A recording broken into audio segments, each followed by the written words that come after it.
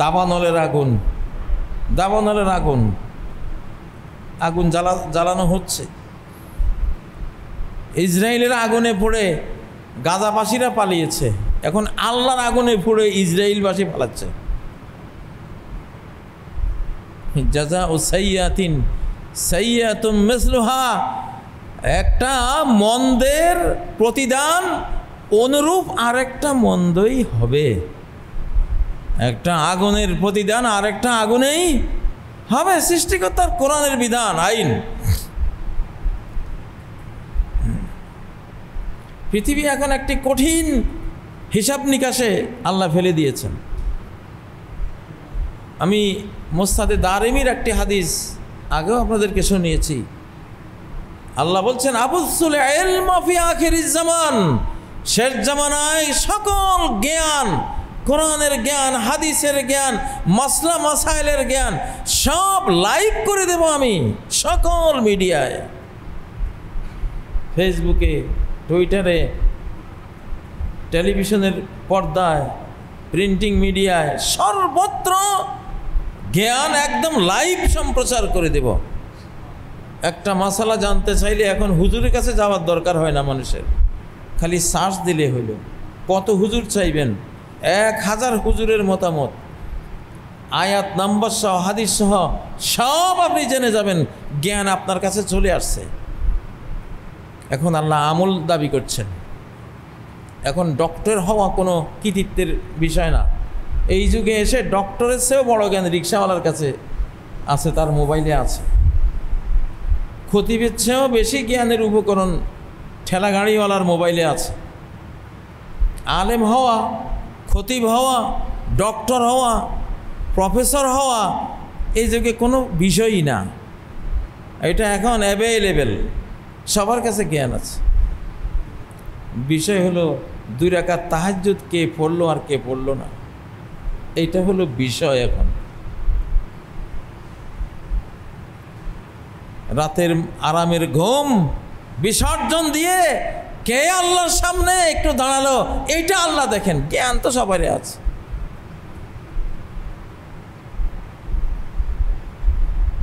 জানে সবাই, মানে না। এই জন্য এখন মানার মূল্য, মানার ভ্যালু এই যুগে। না মানলে কিল ঘুষি, আসমানের কিল ঘুষি আকাশ থেকে। এই যে পাক ভারত যুদ্ধ, পরমাণু নিয়ে, এগুলি আল্লাহর আযাব।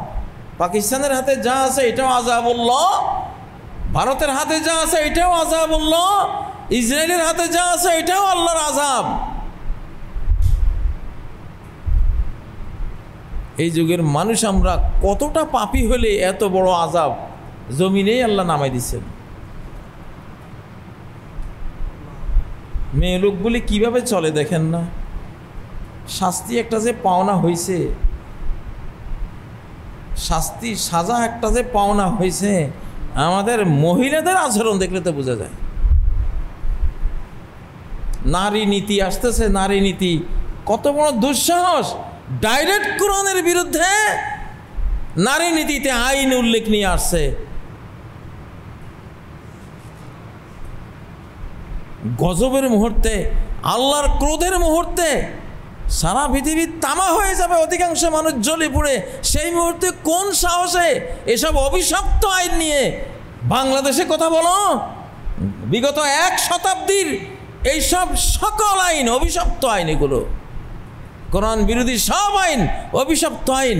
এই অভিশাপে ইসরায়েল শেষ হয়ে যাবে, এই অভিশাপে ওদের অর্থনীতি শেষ হয়ে যাবে, এই অভিশাপে যত সংঘ আছে, বড় বড় সংঘ, বড় বড় পরিষদ, বড় বড় শক্তি পরাশক্তি, একটাও থাকবে না। ওই অভিশাপে সব সারখার হয়ে যাবে। সেই অভিশপ্ত আইন যেখানে যাবে, যার কাছে যাবে, ওই ক্রোধ, সৃষ্টিকর্তার গজব, আযাবের ফায়ার ওখানে গিয়ে সব ছাই বর্ষ করে দিবে। আপ ভালো তো জগৎ ভালো, নিজে ভালো হলে জগৎ ভালো। বাংলাদেশের উপরেও যুদ্ধের ঘনঘটা সবচেয়ে বেশি।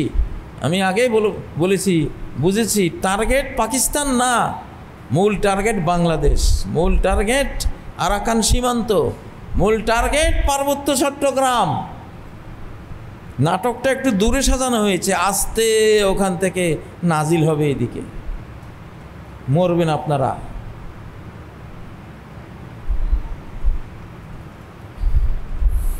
তাড়াতাড়ি ঠিক হন, সময় পাবেন না। তা আল্লাহ বলছেন আমি জ্ঞান সবাইকে দিয়ে দেব, হাত্তা ইয়ালামাহু আর রাজুলু ওয়াল মারআ, নারী পুরুষ সবাই জ্ঞান পেয়ে যাবে, সবাই জ্ঞানী। বিনা ডিগ্রিতে সবাই এখন ডিগ্রি পাস, ইসলামের ডিগ্রি পাস। ওয়াল আবদু ওয়াল হুর, কৃতদাস এবং স্বাধীন সবাই জ্ঞান পেয়ে যাবে। অসগীর ওয়াল কবির, ছোট বড় সবাই জ্ঞান পেয়ে যাবে। ফাইজা ফালতু যালিক আখাযতু বিহাক্কি আলাইহিম, জ্ঞান দেওয়ার পর্ব যখন আমি শেষ করব তখন আমি আমার অধিকার আদায়ের পর্ব শুরু করব।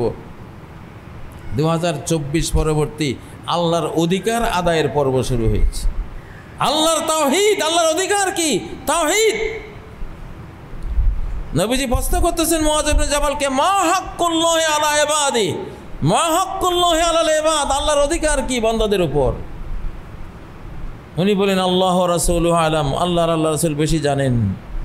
নবীজি বললেন হাক্কুল্লাহি আলাল ইবাদ আন ইয়াবুদুহু ওয়া লা ইউশরিকু বিহি শাইআ, আল্লাহর হক বান্দার উপরে এটা যে শুধু আল্লাহর আইন মানবে, আল্লাহর হুকুম মানবে, আল্লাহর হুকুম মতো ঘুমাবে, আল্লাহর হুকুম মতো খাবে, আল্লাহর হুকুম মতো টয়লেটে ঢুকবে, আল্লাহর হুকুম মতো টয়লেট থেকে বের হবে, আল্লাহর হুকুম মতো বউ বেটি চালাবে, আল্লাহর হুকুম মতো রুজি রোজগার করবে, আল্লাহর হুকুম মতো দেশ চালাবে, বিভাগ চালাবে, জেলা উপজেলা ইউনিয়ন পরিবার পর্যন্ত একটা ব্যক্তি মানুষ পর্যন্ত হুকুম মতো আল্লাহর হুকুমে উঠবস করবে। এটা হলো আল্লাহর পাওনা। মালিক একজনই এই মহাবিশ্বে, বস একজনই, আর কেউ নেই। আর সব ফকির নির্বুত, সব ফকির, কাঙ্গাল, ভিখারি, নিঃস্ব, মিসকিন। ইয়া আইয়ুহান নাস আনতুমুল ফুকারা,